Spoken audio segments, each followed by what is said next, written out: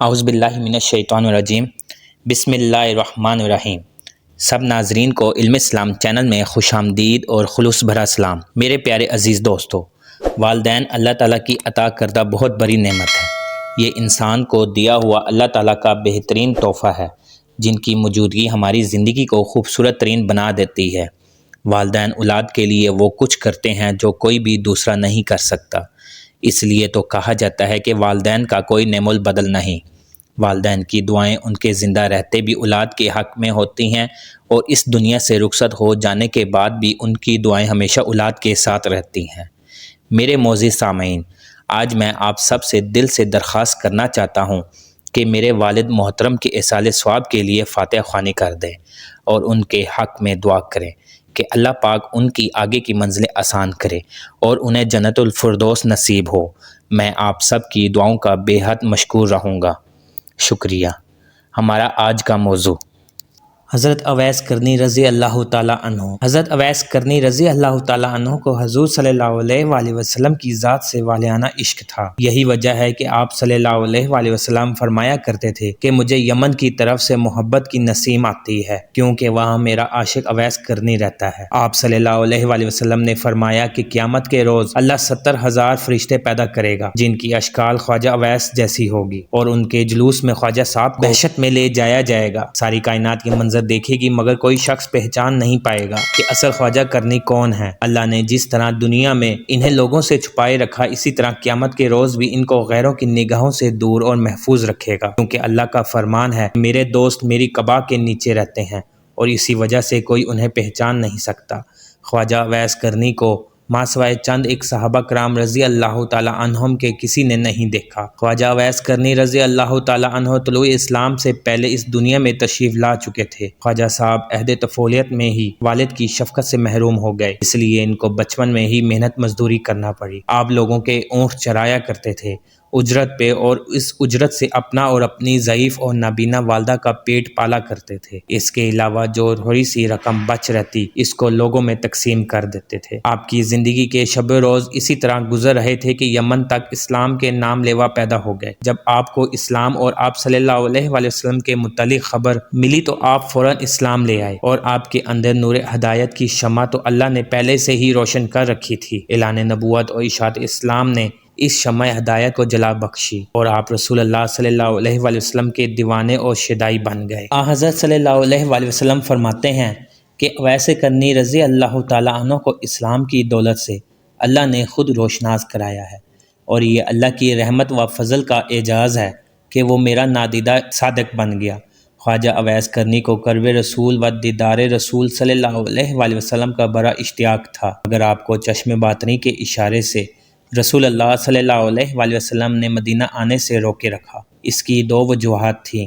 ایک تو خواجہ صاحب کی والدہ ضعیف اور بصارت سے محروم تھی، انہیں اکیلا چھوڑنا ناممکن تھا۔ دوسرے، ان پہ ہر وقت جذب طاری رہتا تھا۔ اس وجہ سے حضرت صلی اللہ علیہ وآلہ وسلم نے خواجہ صاحب کو حکم دیا کہ آپ ہر وقت میری چشم باطنی کے سامنے ہیں، لہٰذا آپ مدینہ آنے کی بجائے اپنی والدہ کی خدمت میں مصروف رہیں۔ غزوہ احد میں کفار کے حملے سے رسول اللہ صلی اللہ علیہ وآلہ وسلم کے 2 دانت شہید ہو گئے۔ تمام مسلمانوں کو اس کا گہرا صدمہ ہوا، مگر جس عاشق رسول نے اس صدمے کو حقیقی شکل میں محسوس کیا، اس کو دنیا حضرت اویس کرنی رضی اللہ تعالیٰ عنہ کے نام سے جانتی ہے۔ خواجہ اویس کرنی فرماتے ہیں کہ جب مجھے معلوم ہوا کہ میرے آقا سردار دو عالم صلی اللہ علیہ وآلہ وسلم کے 2 دانت مبارک شہید ہوئے ہیں، تو مجھے یہ بالکل معلوم نہ تھا کہ کون سے دندان مبارک شہید ہوئے، مگر آپ کی موافقت نے مجھے بے چین کر دیا۔ میں نے پہلے ایک دانت توڑا، پھر مجھے خیال ہوا کہ شاید یہ والا دانت نہ ٹوٹا ہو، پھر دوسرا توڑا، پھر تیسرا۔ جوں جوں موافقت شدت اختیار کرتا گیا، میں دانت توڑتا چلا گیا۔ اللہ کو اپنے محبوب صلی اللہ علیہ وآلہ وسلم کے اس عاشق یہ اداب بہت پسند آئی، اور اس کے لیے کیلے کا درخت پیدا کیا، کیونکہ ٹوٹے دانتوں کے ساتھ سوائے نرم کیلوں کے اور کوئی چیز کھانا ممکن نہ تھی۔ صحابہ کرام رضی اللہ تعالیٰ عنہم نے رسول اللہ صلی اللہ علیہ وآلہ وسلم سے وقت وصال پوچھا کہ آپ کا خرقہ ہم کس کو دیں، تو آپ صلی اللہ علیہ وآلہ وسلم نے فرمایا اویس کرنی کو۔ اس مقصد کی بجا آوری کے لیے حضرت عمر اور حضرت علی رضی اللہ اللہ تعالیٰ عنہم کوفہ تشریف لے گئے اور جمعے کی نماز کے خطبے میں کہا، مسجد میں نجد سے تعلق رکھنے والے جتنے لوگ ہیں سب کھڑے ہو جائیں۔ چنانچہ اہل نجد کھڑے ہو گئے۔ ان سے پوچھا گیا کہ کرن شہر میں کوئی اویس کرنی نام کا شخص ہے؟ سب نے جواب دیا، ہم اویس کرنی سے بالکل آشنا نہیں ہیں، ہاں البتہ ایک دیوانہ ہے جو لوگوں سے بیزار ہو گیا ہے اور ہر وقت ویرانوں میں رہتا ہے اور آبادی کی طرف بالکل نہیں آتا۔ حضرت عمر اور حضرت علی رضی اللہ تعالیٰ عنہم نے فرمایا، وہ کہاں ہے؟ ہمیں اس سے ملواؤ۔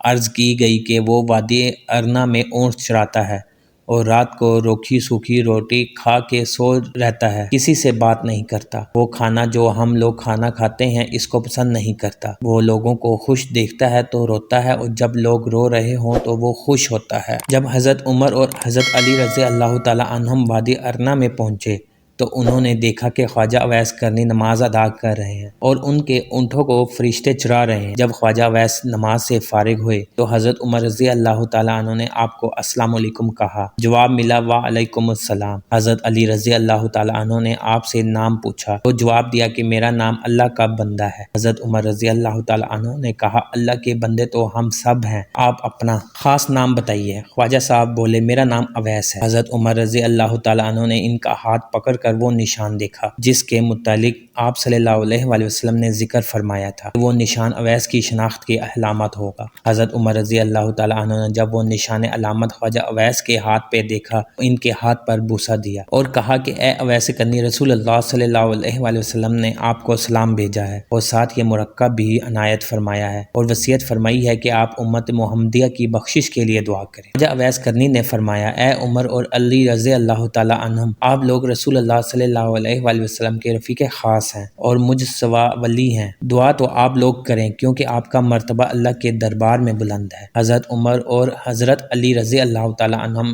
یک زبان ہو کے بولے، ہم تو دعا کرتے ہیں مگر آپ بموجب وصیت رسول اللہ صلی اللہ علیہ وآلہ وسلم امت محمدیہ کے لیے دعا فرمائیے۔ خواجہ اویس کرنی نے پھر کہا کہ اے عمر اور علی رضی اللہ تعالیٰ عنہ، آپ غور کر لیجئے، شاہد میں اویس نہ ہوں، وہ کوئی اور ہو جس کا ذکر آپ صلی اللہ علیہ وآلہ وسلم نے فرمایا ہو۔ حضرت عمر رضی اللہ تعالیٰ عنہ نے فرمایا، اے اویس، رسول اللہ صلی اللہ علیہ وآلہ وسلم نے آپ کے متعلق دو نشان بتائے تھے، ایک نشان منہ کے دائیں طرف اور ویسا ہی نشان دائیں ہاتھ پر ہوگا، جلے ہوئے یا چنبل کے نشان کی مانند، اور وہ دونوں نشان آپ کے منہ اور ہاتھ پر موجود ہیں، لہٰذا ہماری پہچان، شناخت اور پہنچ بالکل درست ہے۔ خواجہ اویس نے حضرت عمر اور حضرت علی رضی اللہ تعالیٰ عنہم سے کہا، لائیے وہ مرکب مجھے عطا کیجیے تاکہ میں حسب حکم آقا دعا کروں۔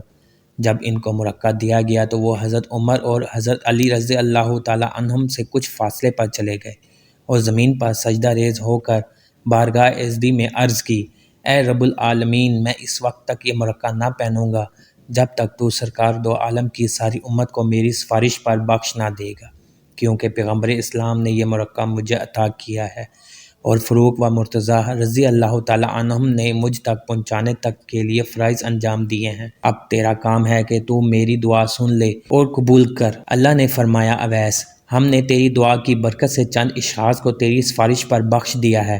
آپ نے پھر عرض کی، یا باری تعالیٰ، جب تک تو سب کو نہیں بخشے گا میں یہ مرکب نہیں پہنوں گا۔ ندا آئی، میں نے کئی ہزار افراد بخش دیے۔ عرض کی، مولا، میں سب کو بخشوانا چاہتا ہوں۔ ابھی یہ کہہ سن ہو رہی تھی کہ حضرت عمر اور حضرت علی رضی اللہ تعالیٰ عنہم آپ کے قریب چلے گئے۔ آپ دونوں کو خواجہ اویس نے کہا، آپ لوگ یہاں کیوں آ گئے ہیں؟ میرا اور اللہ کا سلسلہ جاری تھا، آپ لوگوں کی آمد نہ ہوتی تو میں نے اس وقت تک یہ مرکہ نہیں پہننا تھا جب تک اپنے آقا کی ساری امت کو نہ بخشوا لیتا، اور مجھے پورا یقین تھا کہ اللہ نے میری سفارش پہ حضور صلی اللہ علیہ وآلہ وسلم کی امت کے ہر فرد کو بخش دینا تھا۔ ایک مرتبہ خواجہ اویس کرنی 3 روز سے بھوکے تھے، آپ کے پاس کھانے کے لیے کوئی چیز نہ تھی اور نہ ہی کوئی پیسہ تھا۔ اچانک آپ کو ایک درہم ملا۔ آپ نے خیال کیا کہ ہو سکتا ہے کہ یہ درہم کسی کا گرا ہو، چنانچہ آپ نے درہم کو وہیں پڑا رہنے دیا اور آگے چل دیے۔ آپ نے سوچا کہ اگر کوئی چیز کھانے کو نہیں ملتی تو گھاس ہی کھا لیتا ہوں۔ ابھی یہ سوچ رہے تھے کہ ایک بھیڑ کو دیکھا جو ایک گرما گرم روٹی لا رہی تھی۔ بھیڑ نے روٹی آپ کے آگے کر دی۔ آپ نے سوچا کہ شاید یہ روٹی کسی اور کی ملکیت ہو، اس لیے آپ نے روٹی کو ہاتھ نہ لگایا۔ اس بھیڑ نے زبان حال سے عرض کیا، اے اویس کرنی، جس اللہ کا تو بندہ ہے میں بھی اس کی مخلوق ہوں، اور تو اللہ پر یقین کر کے اس نے یہ روٹی خود بھجوائی ہے۔ یہ سنتے ہی خواجہ اویس کرنی نے روٹی کھانی شروع کر دی۔ آپ فرماتے ہیں کہ جس نے اللہ کو پہچان لیا اس پر کوئی چیز پوشیدہ نہیں رہتی، اور اللہ کو پہچانے والے ہی عارف و زاہد ہیں۔ غازی کا جو شخص اللہ کا بندہ بن جاتا ہے اس پر ہر چیز واضح اور عرفہ ہو جاتی ہے، تاکہ اس کو دنیا کی کسی چیز کے متعلق جاننے میں دقت نہ ہو، مگر اللہ یہ بلند مقام صرف اویس کرنی جیسی شخصیات کو عطا کرتا ہے۔ مشہور صحابی حضرت ربیع رضی اللہ تعالی عنہ کہتے ہیں کہ جب میں اویس کرنی کی زیارت کو گیا تو میں نے انہیں فجر کی نماز میں مشغول پایا۔ نماز سے فارغ ہوئے تو آپ درود میں مصروف ہو گئے، یہاں تک کہ ظہر کا وقت ہو گیا۔ یکے بعد دیگر تمام نمازوں اور ذکر الہی میں ایسے مگن ہوئے کہ ساری رات گزر گئی۔ میں ان کا بغور مشاہدہ کرتا رہا۔ اس طرح 3 دن گزر گئے۔ ان 3 دن اور راتوں میں حضرت نے نہ کچھ کھایا نہ پیا، بلکہ عبادت میں مشغول رہے اور لمحہ بھر کے لیے آرام نہ کیا۔ چوتھی رات کو آپ نے تھوڑی دیر کے لیے سوئے اور کچھ کھانا بھی کھایا، پھر استغفار کرنے لگے کہ یا الہی میں تجھ سے پناہ مانگتا ہوں، میں نیند اور بھوک کے غلبے میں مبتلا ہوا۔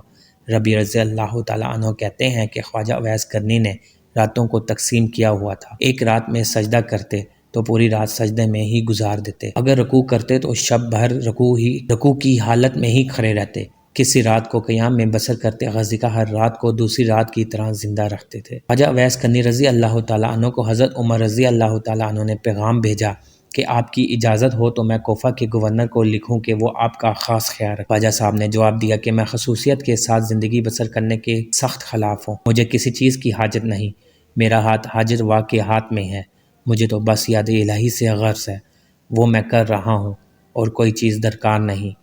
اس کے بعد آپ نے کوفہ بھی چھوڑ دیا اور کسی اور علاقے میں نکل گئے جہاں آپ کو کوئی تلاش نہ کر سکے۔ ایک دفعہ کا واقعہ ہے کہ اویس کرنی حضور صلی اللہ علیہ وآلہ وسلم کے دیدار کا شوق اس قدر پیدا ہوا کہ انہوں نے مدینہ آنے کا ارادہ کیا۔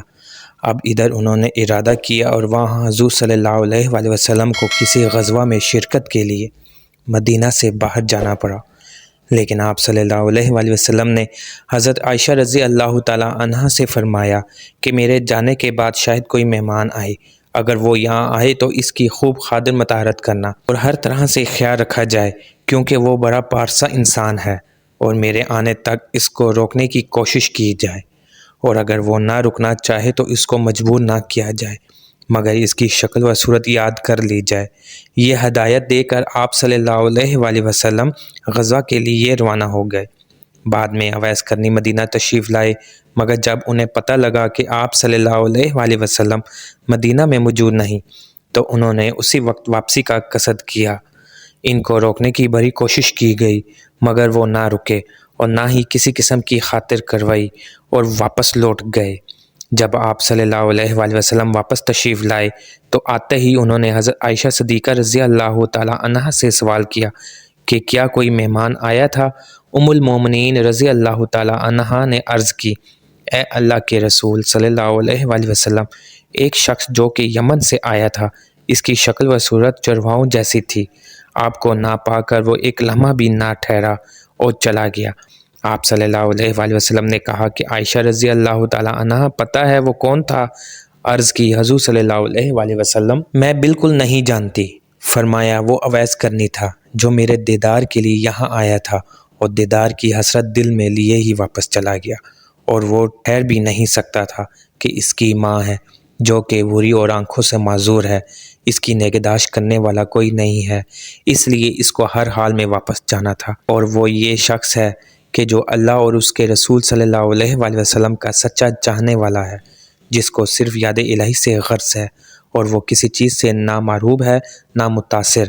اویس کرنی میرا عاشق ہے اور اللہ اس سے محبت کرتا ہے۔ حضرت عائشہ رضی اللہ تعالیٰ عنہا نے جب یہ باتیں سنی تو ان کو خواجہ اویس کرنی کے مقام پر رشک آنے لگا اور فرمانے لگیں، اے اللہ کے حبیب صلی اللہ علیہ وآلہ وسلم، وہ شخص واقعی کس قدر عظیم ہوگا کہ جس کے تقوی اور عبادت و ریاضت کی تعریف اللہ اور اس کا حبیب صلی اللہ علیہ وآلہ وسلم کرے۔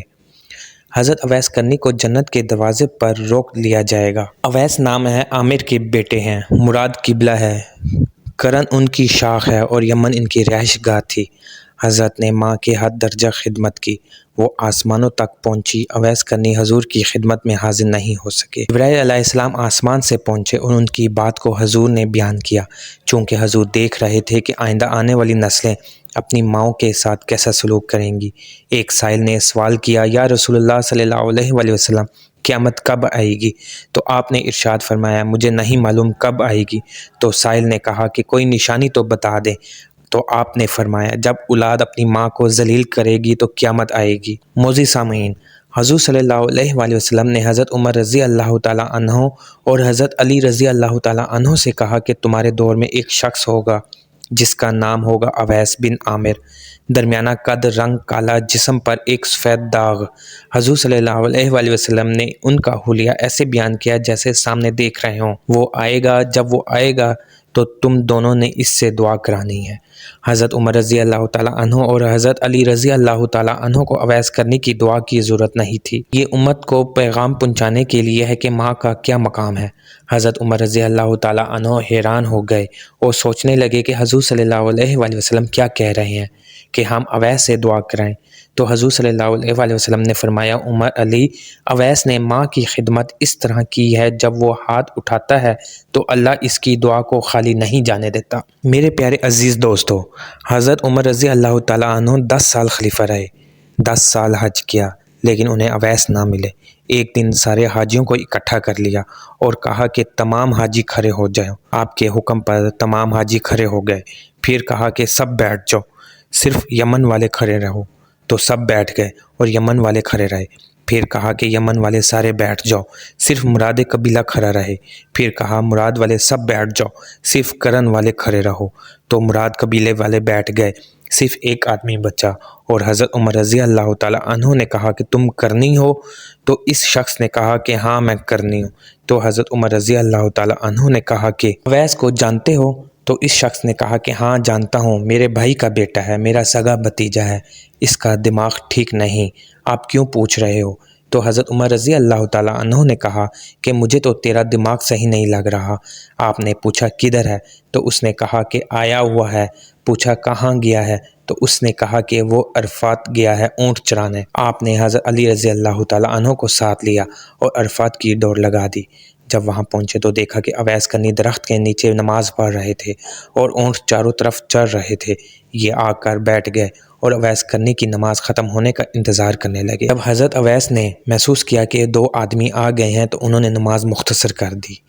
سلام پھیرا تو حضرت عمر رضی اللہ تعالیٰ عنہ نے پوچھا کون ہو بھائی؟ تو کہا جی میں مزدور ہوں، اسے خبر نہیں کہ یہ کون ہے۔ حضرت عمر رضی اللہ تعالیٰ عنہ نے کہا تیرا نام کیا ہے؟ اویس کرنی نے کہا کہ میرا نام اللہ کا بندہ۔ تو حضرت عمر رضی اللہ تعالیٰ عنہ نے کہا سارے ہی اللہ کے بندے ہیں، تیری ماں نے تیرا نام کیا رکھا ہے؟